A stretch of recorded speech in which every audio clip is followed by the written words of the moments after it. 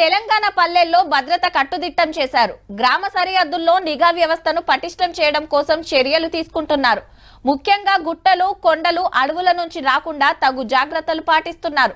దాడుల నుంచి ఎలా తప్పించుకోవాలో మెలకువలు నేర్పిస్తున్నారు.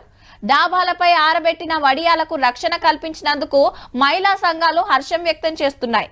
అరుగుపైన 1/2 డజన్ అట్టి పండ్లు పెట్టి 6 గంటలైనా అలాగే ఉండడంతో ఆ గ్రామస్తుల సంబురం అంబరాన్నంటింది.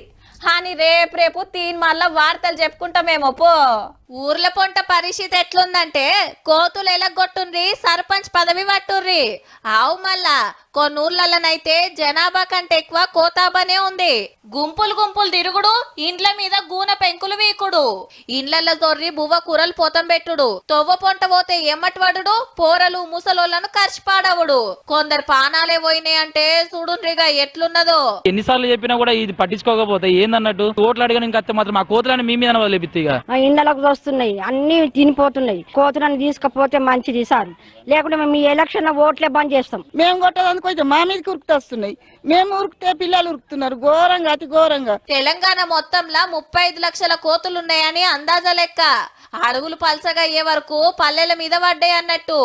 ఊర్ల తిన్నది జాలక పంటలు గిన పొట్టు చేయబట్టే.